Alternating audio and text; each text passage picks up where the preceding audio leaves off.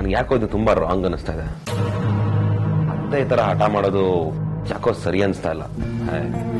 ಮಗರಾಜನ್ ನೋಡಿದ್ರೆ ಪಾಪ ಅನಿಸ್ತಿದೆ. ನನಗೂ ಅದೇ ಅನ್ಸುತ್ತೆ ಬಾಮೈದ. ಆದ್ರೆ ಏನ್ ಮಾಡೋದು? ಏನಾದ್ರೂ ಮಾಡ್ಲೇಬೇಕು ಬಾವಾ. ಒಂದು ವರ್ಕೌಟ್ ಆಗಿಲ್ಲ ಅಂದ್ರೆ ಇನ್ನೊಂದು. ಸುಮ್ನೆ ಅಂತೂ ಕೂರಕ್ಕಾಗಲ್ಲ.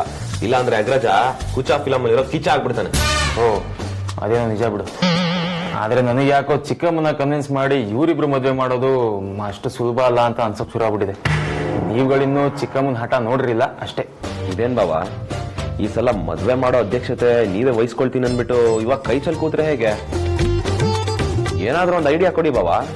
ನನ್ನ ಹತ್ರ ಅಂತೂ ಯಾವ ಐಡಿಯಾನೂ ಇಲ್ಲಪ್ಪ. ಆದ್ರೆ ಇದಕ್ಕೆಲ್ಲ ಅಮೂಲ್ಯನೇ ಸರಿ. ನಾನು ಹಂಗೆ ಅನ್ಕೊಂಡಿದ್ದೆ. ರೌಡಿನಾದ್ನಿ ಏನಾದ್ರೂ ಮಾಡಿ ಯಾಮಾರ್ಸಾದ್ರೂ ಅತ್ತೆನ ಕನ್ವಿನ್ಸ್ ಮಾಡ್ತಾಳೆ ಅಂತ.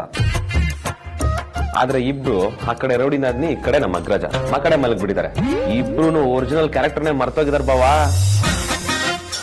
ಬಾಯಲ್ಲೇ ಬ್ರಹ್ಮಾಂಡ ನಡುಕ್ಸು ಬಜಾರಿನೇ ಸೈಲೆಂಟ್ ಆಗ್ಬಿಟ್ಟಿದ್ದಾಳೆ. ಈಗ ಅವಳು ಏನೋ ಮಾಡ್ತಾಳೆ ಅಂತ ನಾವು ಕಾಯ್ಕೊಂಡ್ ಕೂತ್ರೆ ಅರ್ಥನೇ ಇಲ್ಲ. ಅಮೂಲ್ಯ ಬಜರಂಗಿ ಫ್ಯಾನ್ ಬಮ್ಮಿದ. ಹನುಮಂತನಿಗೆ ತನ್ನ ಶಕ್ತಿನ ಜಾಂಬು ಅಂತ ಪರಿಚಯ ಮಾಡ್ಕೊಟ್ನಲ್ಲ, ಹಾಗೆ ನೀನು ರೌಡಿ ಬೇಬಿ ಕಣೆ ಅಳ್ಮುಂಜಿ ಇಲ್ಲ ಅಂತ ಕೆಣಕ್ಬೇಕು. ಆಗ ಅವಳು ಒರಿಜಿನಲ್ ಫಾರ್ಮ್ ಬರ್ತಾಳೆ. ಅಮೂಲ್ಯ ಧೈರ್ಯ ಮಾಡಿದ್ರಷ್ಟೇ ಈ ಪರಿಸ್ಥಿತಿ ಬದಲಾವಕ್ ಸಾಧ್ಯ.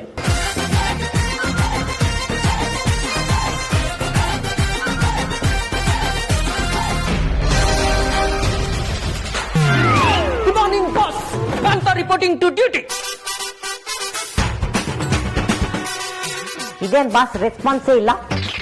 ರೆಸ್ಪಾನ್ಸ್ ಅಂದ್ರೆ ಹೀಗಿರ್ಬೇಕು, ಕೋತಿ ತರ ಡಾನ್ಸ್ ಮಾಡ್ಬೇಕು. ಬೇಡ ಬಿಡಿ, ನವಿಲು ಕುಣಿತಾ ಇದೆ ಅಂತ ಜೊತೆಗೆ ಕೆಂಬೂತನ ಕುಣಿಯಕ್ಕಾಗತ್ತಾ?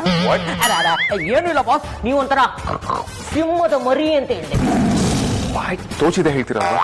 ಹಾಗೆಲ್ಲ ಏನಿಲ್ಲ ಬಾಸ್, ನಾನು ಬಾಯಿಗೆ ತೋಚಿದ್ದೆಲ್ಲ ಹೇಳ್ತಾ ಇಲ್ಲ, ಯೋಚನೆ ಮಾಡಿ ಹೇಳ್ತಾ ಇದೀನಿ. ಇಲ್ಲ ಅಂದಿದ್ರೆ ಕತ್ತೆ, ಕಿರ್ಬ, ಗಾಡ್ ಹಂದಿ, ಮುಳ್ಳಂದಿ, ಸಮುದ್ರದ ಆಕ್ಟೋಪಸ್. Nonsense fellow.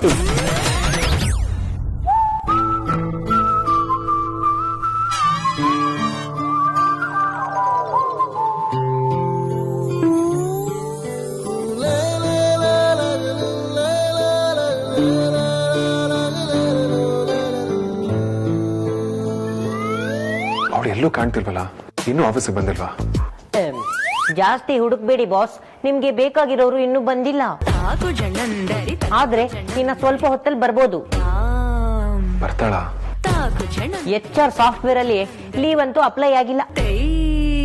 ಸರಿ, ಅವಳು ಬಂದ್ರೆ ನನ್ನನ್ನು ಮೀಟ್ ಮಾಡೋದಕ್ಕೆ ಹೇಳಿ. ನಾನು ಅದನ್ನ ಹೇಳದೇ ಇದ್ರು ಅವರಾದವರೇ ನಿಮ್ ಕ್ಯಾಬಿನ್ ಬರ್ತಾರೆ. ಇಲ್ಲ ನೀವೇ ಆಚೆ ಬಂದಾದ್ರೂ ಕ್ಯಾಬಿನ್ ಬರಕ್ ಹೇಳ್ತೀರಾ. ಎರಡೂ ಆಗದೆ ಇದ್ರೆ ನನ್ನ ಕ್ಯಾಬಿನ್ ಕರೆದು ಅಮೂಲ್ಯನ್ ಕರಿ ಅಂತೀರಾ. ನಾನು ಮರ್ತರು ನೀವ್ ಮರಿಯಲ್ಲ ಬಿಡಿ.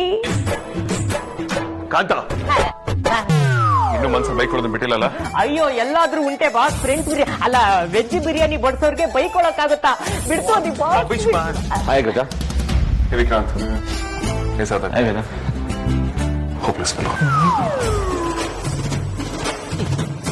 ಕಿಟ್ಕಿ ಬಾಸ್, ಬಾಸು ಆಗ್ರಾಯಿಂದ ಬಂದ್ಮೇಲೆ ಸೊಪ್ಪುಗಾಗೋಗಿಲ್ವಾ? ಮದುವೆ ಆಗೋರ್ಗು ಹುಚ್ಚು ಬಿಡಲ್ಲ, ಹುಚ್ಚು ಬಿಡೋರ್ಗು ಮದುವೆ ಆಗಲ್ಲ ಅನ್ನೋದು ಇದಕ್ಕೆ ಅನ್ಸುತ್ತೆ.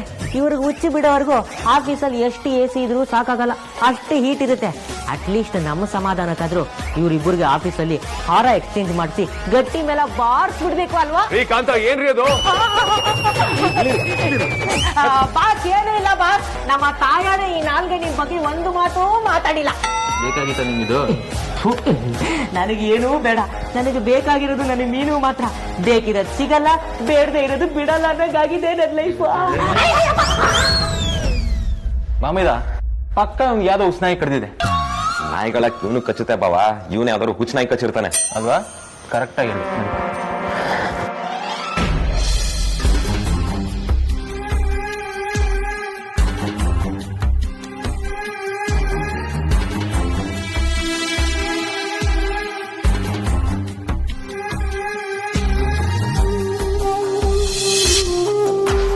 ಏನೇ ಇದು ಅನಿಷ್ಟ, ನಾವೇನಾದ್ರೂ ಮಾಡೋಣ ಅಂದ್ರೆ ಅದೂ ಆಗಲ್ಲ. ಅಪ್ಪ ಹೋಗಿದಾರಲ್ಲಕ್ಕ. ಹೋಗಿದಾರ ಕಣೆ, ಅದ್ಯಾವ್ದು ಒಂದೇ ದಿವಸದಲ್ಲಿ ಆಗೋ ಕೆಲ್ಸ ಅಲ್ಲ. ಇವ್ರು ಹೋಗಿ ಕಂಪ್ಲೇಂಟ್ ಹೇಳಿ ಅದಕ್ಕವ್ರು ಕ್ರಮ ಜರುಗಿಸಿ ಕಸದ ಗಾಡಿನ ಕಳಿಸಿ ಕಸದ್ ತೆಗ್ಸಿ, ಅಯ್ಯೋ ಇದೆಲ್ಲ ಆಗೋ ಕೆಲ್ಸ ಅಲ್ಲ ಕಣೆ, ತುಂಬಾ ಕಷ್ಟ ಇದೆ. ಆಗ್ಲೇಬೇಕು ಕಣೆ, ಇಲ್ಲ ಅಂದ್ರೆ ಈ ಗಬ್ನಾತ ಸೇರ್ಸ್ಕೊಂಡಿರಕ್ ಆಗಲ್ಲ.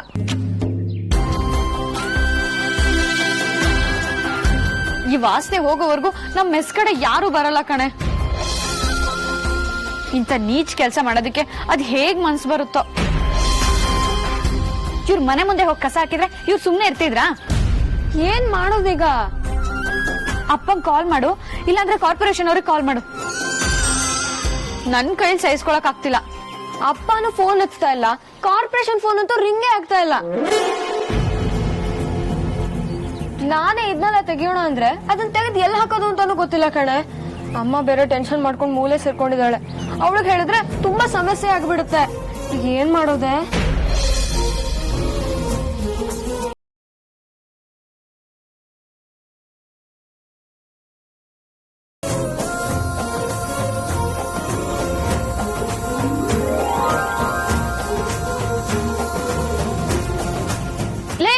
ಎಲ್ಲೇ ಹೋಗ್ತಿದ್ಯಾ? ಇರೇ, ನಾನು ಬರ್ತೀನಿ.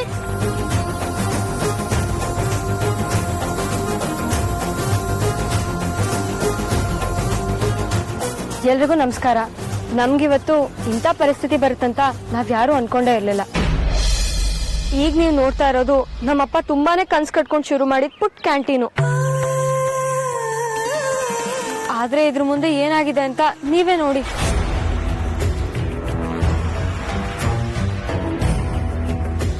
ಯಾರೋ ಬೇಕು ಅಂತಾನೆ ಮೆಸ್ ಮುಂದೆ ಕಸ ಎಸ್ತಿದ್ದಾರೆ. ಹಾಕ್ಬೇಡಿ ಅಂತ ಎಷ್ಟೇ ಕೇಳ್ಕೊಂಡ್ರು ನಮ್ ಮಾತಿಗೆ ಬೆಲೆ ಕೊಡ್ದೇನೆ ಹೀಗ್ ಮಾಡಿದ್ದಾರೆ. ಇಲ್ಲಿ ವಾಸನೆ ಅಂತೂ ತಡಿಯೋಕೆ ಆಗ್ತಾ ಇಲ್ಲ. ರೋಡಲ್ಲಿ ಹೋಗೋವಾಗ್ಲೇ ವಾಸನೆ ತಡಿಯಕ್ಕಾಗಲ್ಲ ಅಂದ್ರೆ ಇನ್ನು ಮೆಸ್ಸಿಗೆ ಬಂದು ವಾಸನೆಯಲ್ಲಿ ಊಟ ಮಾಡಕ್ಕಂತೂ ಸಾಧ್ಯನೇ ಇಲ್ಲ. ನಮ್ಮ ಅಪ್ಪನ ಬಿಸ್ನೆಸ್ಗೆ ದೊಡ್ಡ ಪೆಟ್ ಬಿದ್ದಿದೆ. ನಮ್ಗಿದೇ ಬಿಸ್ನೆಸ್ ದಿಕ್ಕು. ನ್ಯಾಯವಾಗಿ ಬದುಕಬೇಕು ಅಂತ ಆಸೆ ಪಟ್ಟವ್ರು ನಮ್ಮಪ್ಪ. ಆದ್ರೆ ಅವ್ರ ಕನ್ಸಿಗೆ ನೀಚರ್ ಕಲ್ ಹಾಕಿದ್ದಾರೆ. ತಿನ್ನೋ ಅನ್ನನೂ ಕಿತ್ಕೊಂಡಿದ್ದಾರೆ. ಇದನ್ನ ಖಂಡಿಸ್ಬೇಕು. ಆದ್ರೆ ನಾವು ಬಡವರು, ನಮ್ಗೆ ದೊಡ್ಡ ಜನರ ಪರಿಚಯನೇ ಇಲ್ಲ. ಇಲ್ಲಿ ನಮ್ಮ ಮಾತಿಗೆ ಬೆಲೆನೇ ಇಲ್ಲ. ನಮ್ಗೆ ಈ ಸಮಸ್ಯೆನ ಯಾರ ಹತ್ರ ಹೇಳ್ಕೋಬೇಕು ಅಂತಾನೆ ಗೊತ್ತಾಗ್ತಿಲ್ಲ. ಅದಕ್ಕೆ ಫೇಸ್ಬುಕ್ ಲೈವ್ ಬಂದಿದ್ದೀನಿ. ಪ್ಲೀಸ್ ಆದಷ್ಟು ಶೇರ್ ಮಾಡಿ. ನೀವೇ ಯಾರಾದ್ರೂ ಇದಕ್ಕೆ ಪರಿಹಾರ ಕೊಟ್ರೆ ನಮಗ್ ತುಂಬಾನೇ ಉಪಕಾರ ಆಗುತ್ತೆ.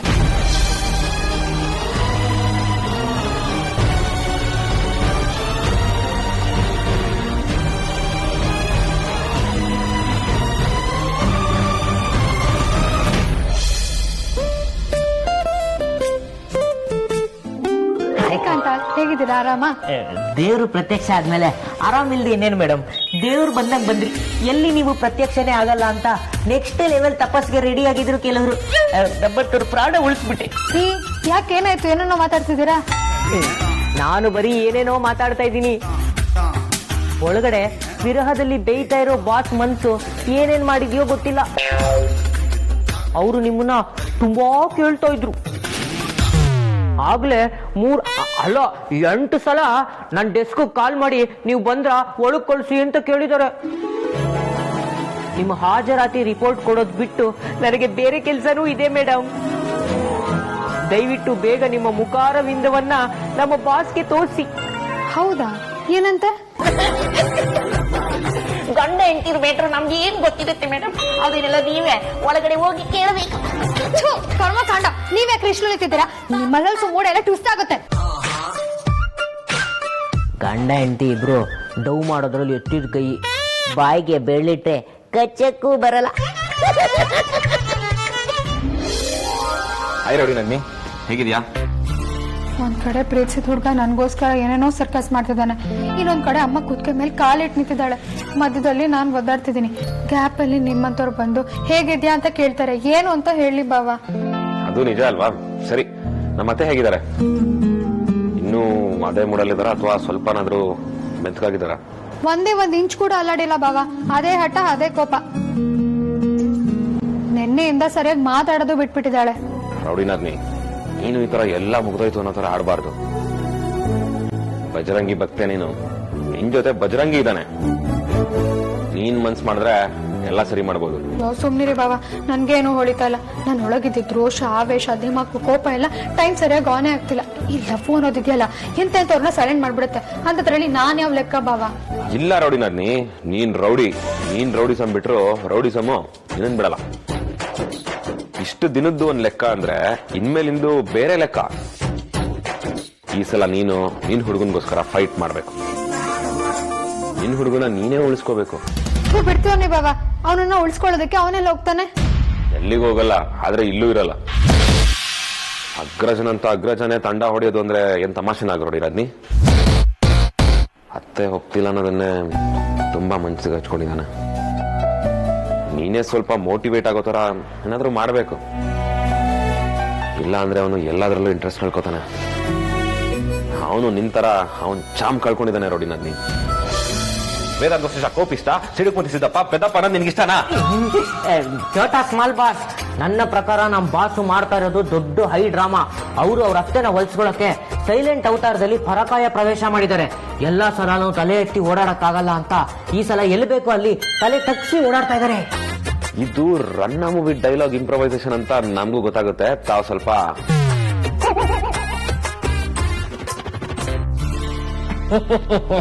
Tension ಆಗ್ಬಿಡಿ Vicky boss. ಈಗ ನೋಡಿ ನಮ್ಮ ಬಾಸ್ ಹೇಗೆ ಬದಲಾಗ್ತಾರೆ ಅಂತ. ರಾಣಿ ಜೇನು ಎಂಟ್ರಿ ಆದ್ಮೇಲೆ ಜೇನುಗೂಡಲ್ಲಿ ಕರೆಂಟ್ ಪಾಸ್ ಆದಂಗೆ ಕೆಲಸ ಆಗುತ್ತೆ.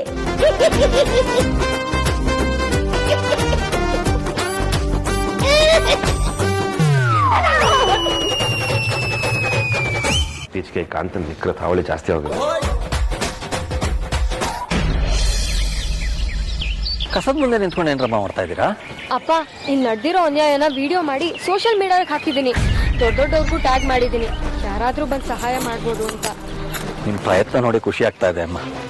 ನಾನು ನೇರವಾಗಿ ಆಫೀಸ್ಗೆ ಹೋಗಿ ಬಂದೆ, ಆದ್ರೆ ಅಲ್ಲಿ ನಮ್ಮ ವಾರ್ಡ್ಗೆ ಸಂಬಂಧಪಟ್ಟವ್ರು ಯಾರು ಇಲ್ಲ.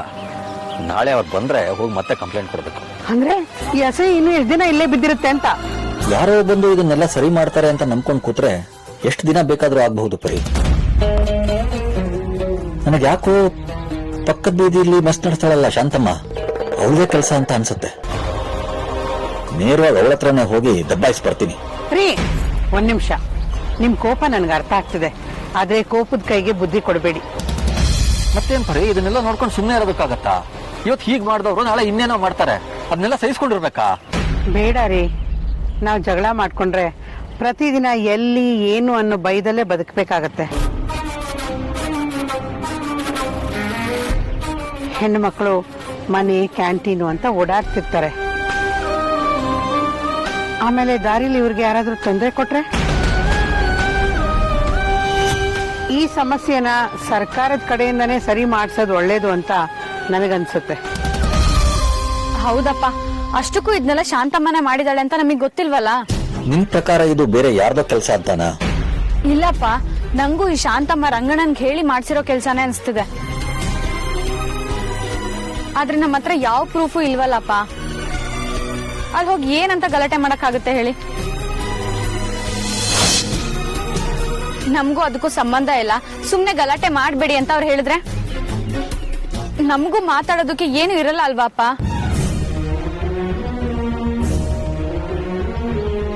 ಇದು ಹೀಗೆ ಮುಂದುವರೆದ್ರೆ ನಮ್ಮ ಅಂಗಡಿ ಕಡೆ ಯಾರು ಮುಖ ಕೂಡ ಹಾಕಲ್ಲ. ಇನ್ನೊಂದ್ 2 ದಿನ ಹೋದ್ರೆ ಈ ಮೆಸ್ನ ಮುಚ್ಚುವಂತ ಪರಿಸ್ಥಿತಿ ಬಂದ್ಬಿಡತ್ತೆ ಅಷ್ಟೇ.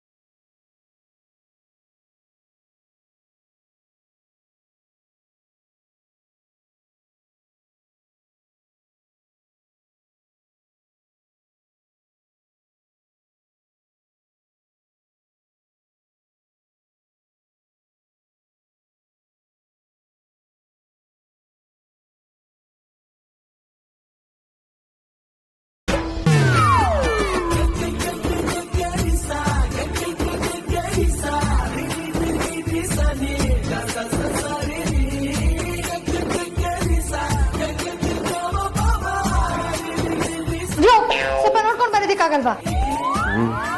ಅದನ್ನ ನೋಡ್ಬೇಕು ಅಂತಾನೆ ಬರ್ತಿದ್ದೆ. ಏನಂದೆ? ಕ್ಯಾಬಿನ್ ನಂದು, ನಾಕ್ ಮಾಡದೆ ಬಂದಿ ತಪ್ಪು ನಿಂದು, ಬಂದ್ಮೇಲೆ ನಂಗೆ ಬೈತಿದ್ಯಾ ಅಂತ ಅಂದೆ. ಇಷ್ಟೆಲ್ಲ ಅಂದ್ಯಾ? ಎಲ್ಲ ಹೇಳೋನ ಇದ್ದೆ, ಅಷ್ಟರಲ್ಲಿ ನೀನು ಏನಂದೆ ಅಂತ ಹೇಳಿದ್ಯಲ್ಲ. ಆಯ್ತು ಬಿಡು. ಅಲ್ಲ, ನಾನ್ ನಿನ್ ಕ್ಯಾಬಿನ್ ಬರೋದಕ್ಕೂ ನಾಕ್ ಮಾಡ್ಕೊಂಡ್ ಬರ್ಬೇಕಾ? ನಾವ್ಯಾರು ಅಂತ ಗೊತ್ತಲ್ವಾ? ಎಕ್ಸ್ಕ್ಯೂಸ್ ಮೀ, ಇದು ನನ್ನ ಆಫೀಸ್, ನಾನು ಇಲ್ಲಿ ಬಾಸ್.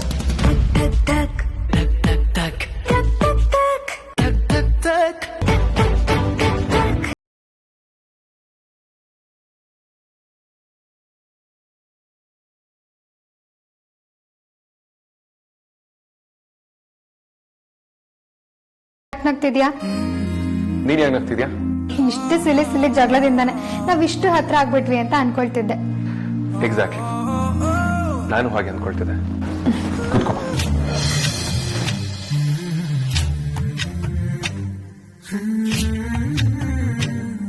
ನಾನು ಎಲ್ಲಿ ನೀನು ಬರೋದೇನೋ ಅಂತ ಅನ್ಕೊಂಡಿದ್ದೆ.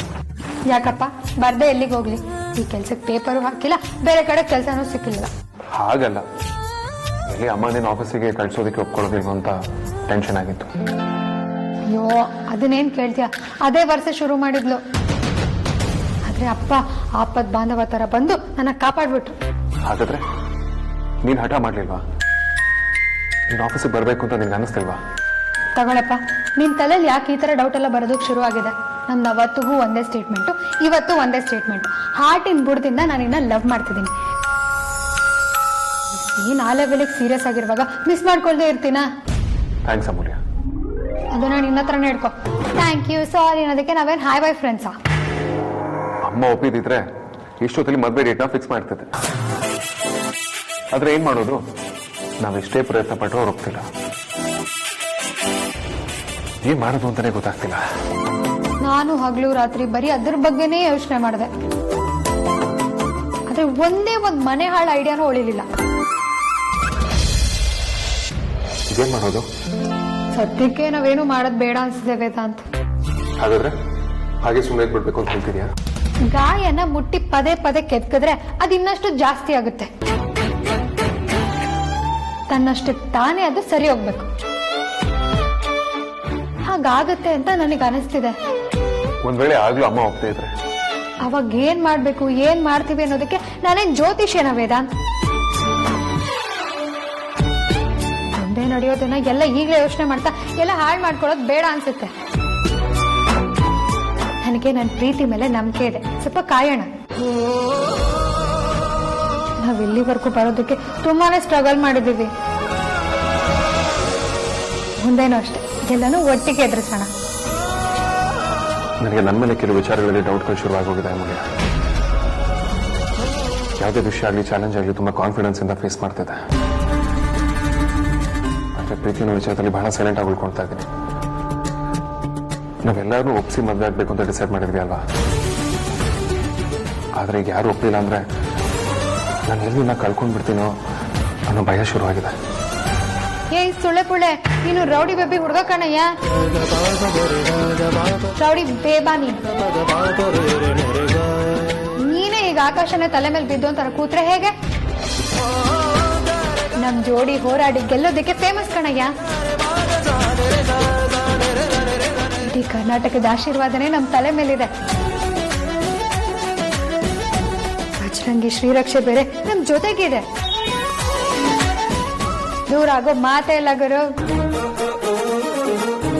ದೊಡ್ಡವರು ಡಂಗಾಣಿ ಆಟ ಆಡಿ ನಮ್ ಲವ್ ಹಾಳಾಗೋಯ್ತು ಅಂತ ಈ ಅಮ್ಮು ಸಿಕ್ ಮರ ಬಸ್ ಸ್ಟಾಪ್ ಮೇಲೆಲ್ಲ ನಿನ್ ಹೆಸರು ಬರ್ಕೊಂಡು ತಲೆ ಕೆರ್ಕೊಂಡು ಪ್ಯಾತು ಲವರ್ ತರ ಊರೆಲ್ಲ ಸುತ್ತಾಡೋ ಸೀನ್ ಎಲ್ಲ ಇಲ್ಲ. ಒಂದಕ್ಕೆ ಎರಡಾಗ್ಲಿ, ಬೇಕಿದ್ರೆ ಪ್ರಳಯನೇ ಆಗೋಗ್ಲಿ, ನಮ್ಮಿಬ್ರು ಮದ್ವೆ ನಡೆಯುತ್ತೆ. ನೀನೇ ಹೇಳ್ತಿದ್ದೆಲ್ಲ ನಮ್ಮಿಬ್ರು ಮದ್ವೆ ಸ್ವರ್ಗದಲ್ಲಿ ಫಿಕ್ಸ್ ಆಗೋಗ್ಬಿಟ್ಟಿದೆ, ಇಲ್ಲಿ ಬರೀ ಚೌಟ್ರಿ ಮಾತ್ರ ಬುಕ್ ಮಾಡಕ್ ಬಾಕಿ ಇರೋದು ಅಂತ. ಅದನ್ನೇ ನಂಬ್ಕೊಂಡು ಆರಾಮಾಗಿರು, ಎಲ್ಲ ನಿಜ ಆಗುತ್ತೆ. ಈಗ ನನ್ನ ಮೈಂಡ್ ರಿಲ್ಯಾಕ್ಸ್ ಆಗ್ತದೆ. ಹೆಣ್ಮಕ್ಳು ಅಟ್ಟಕ್ಕೇರ್ಸೋದ್ರಲ್ಲಿ ಫೇಮಸ್ ಬಸ್ಸು. ಆದ್ರೆ ಈ ಸಲ ಬಿದ್ದಿರೋರ್ನ ಎತ್ತಿ ನಿಲ್ಸಿದಾರೆ. ಒಡಿರಿ ಸಿಳ್ಳೆ. ನಿನ್ ಮಾತು ಕೇಳಿ ಮತ್ತೆ ಕಾನ್ಫಿಡೆನ್ಸ್ ಬರ್ತದೆ. ಥ್ಯಾಂಕ್ಸ್. ಮತ್ತೆ ಥ್ಯಾಂಕ್ಸ್ ಅಂದ್ಯಾ?